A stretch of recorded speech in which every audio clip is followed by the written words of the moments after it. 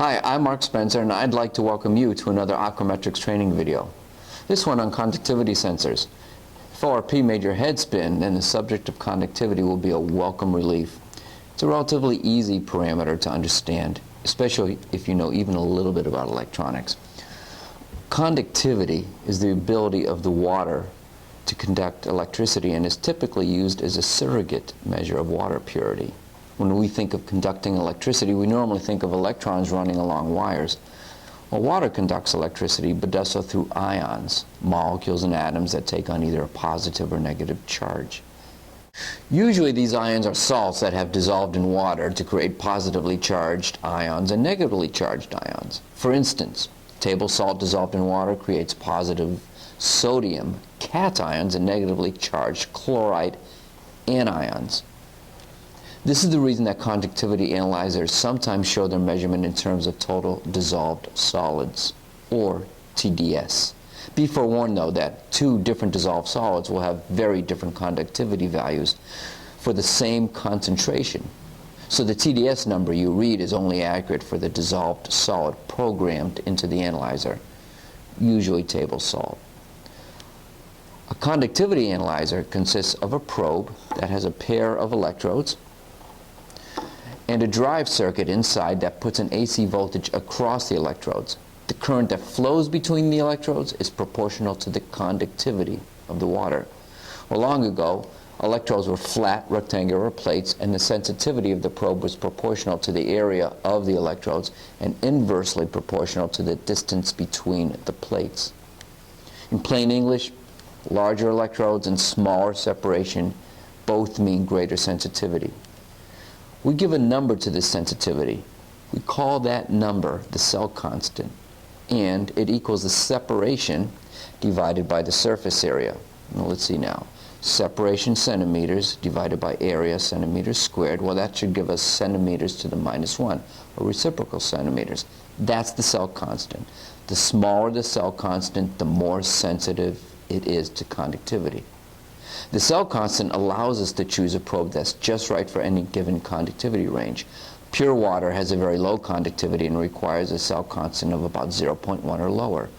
For most tap water and freshwater sources, a cell constant of 1 works well. For very salty water, a cell constant of 10 or higher is called for. Most probes these days do not use a rectangular electrodes. They use cylindrical rods, so the calculation of the cell constant is not easy.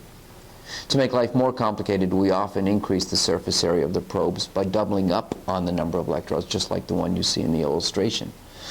Sometimes we use concentric electrodes, like this one. The concept of a cell constant is still perfectly valid. It's just that it's sometimes easier just to measure it than to calculate it. One final note, the unit of conductivity is typically microsiemens per centimeter. A Siemens is the same as a mho, MHL, which is ohm spelled backwards. We use microsiemens because Siemens is way too big for most applications. A microsiemen is 1/1,000,000th of a Siemens. A millisiemen is 1,000th of a Siemens. Tap water has a conductivity that is about 300 microsiemens per centimeter. Very pure water has conductivity values less than 1 microsiemen per centimeter. And brine solution has a conductivity of about 300 millisiemens, or 300,000 microsiemens. Aquametrics sells several series of conductivity sensors. Our general purpose probe is called the AS series. These probes consist of a hard polymer shell, epoxy interior, and a choice of either 316 stainless steel or graphite electrodes. The AS series represents an excellent value and work great in applications that are less than 100 degrees centigrade. The graphite electrodes are ideal for corrosive solutions. For very rugged applications, we offer the AM3422 series of 316 stainless steel probes. These probes come in a wide range of cell constant from 0.01 to 10, and they're good up to temperatures up to 120 degrees centigrade. For special applications, we have the following. For boilers at very high temperatures, we have the AM3444 stainless steel probe. For sanitary applications, we have the AM3455, which features a sanitary triclover fitting. All of the probes so far mentioned work with the Shark controller or Shark TX transmitter. All of the probes so far mentioned work with the Shark controller or Shark TX transmitter. One very special conductivity probe is the toroidal sensor. It is also called non-contacting because the working elements never come in contact with the process. And this is very useful in processes that foul so-called contacting sensors, such as plating, pulp, paper, activated sludge, oil, gas mixtures. It works on a completely different principle than so-called contacting sensors, and at this point in time do not work with the Shark or Shark TX. However, we can provide third-party analyzers that do work with our toroidal probe. And our newest ES5 toroidal does work with the new Aquametrics 2300 controller. All of our sensors have temperature elements. It's either an RTD or thermistor, so that the analyzer can correct the conductivity reading for temperature. I'll show you how easy it is to set up a conductivity sensor using this AS probe with graphite electrodes and a salt constant of 1. It's connected to the Shark controller. As you know by now, you can use the front display. But professionals like yourself use the inside menu because it offers many functions not available on the front. Let's check the wiring first. As you can see, there are 4 wires, 2 for the electrodes and 2 for the temperature element. This graphic shows the actual connection. And of course, you can always read the Shark manual. First, we want to make sure we select the correct conductivity range. This is probably the most common mistake people make when setting up the controller. To do so, I hit the down button to get us into the menu. I go down 2 more items to set up, select it with the left-right button, and the first menu item is the conductivity range. I'm going to select that with the left-right button, and now I have 7 different ranges from which to choose. I've chosen the 2000 microsiemens per centimeter range, which is just about right for something like a freshwater application. I'm going to choose that, but I could have, if I wanted to, scroll down and chosen other ranges from ultra pure high water to brine.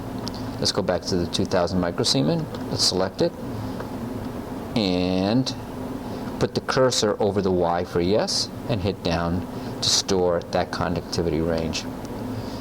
We could also have selected the temperature unit, which gives us a choice of either degrees centigrade or degrees Fahrenheit. We'll choose centigrade. Accept that.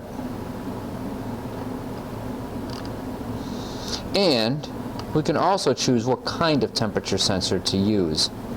In this case, we're using a 300 ohm NTC thermistor. We'll accept that. But we could also have used an RTD and selected that. And we're all set. Now all we have to do is do our calibration. To do that, we're going to want to go back to our temperature, to our top level menu. So we're going to exit out of this menu and go 1 menu level higher to calibration. By the way, if you press the up-down button, that brings you to the very top, and to get into the top level menu, simply hit down, and calibration is your first menu item. Let's select calibration, and of the 2 choices, we want to select manual calibration. We're going to put our sensor in our 1000 microsiemens per centimeters calibration solution, scroll it around. One thing we want to be very careful is that the probe does not touch the sides. If it does, it will short circuit, so to speak, the conductivity pathway around the probe, and it will give you a lower reading. So we suspend the probe inside the solution without touching the sides, and once it's settled down, what we want to do is put the cursor over the number and either increase or decrease the value until the value that's read is 1000 microsiemens. We'll do that now. Okay, so we're just about to hit 1000 microsiemens. There we go. We overshot it by just a bit. Now, the readout reads 1000 microsiemens which is actually 1,000 microsiemens per centimeter. We're going to accept that, and we're going to store it, and we're done. Again, to get to the top level, which gives us the reading, all I have to do is hit the up-down button, and we're done. And that's it. You're all set to measure conductivity. If you have any questions, please feel free to call us at Aquametrics. That number is in the screen below. And again, thank you for watching another Aquametrics training video. Bye.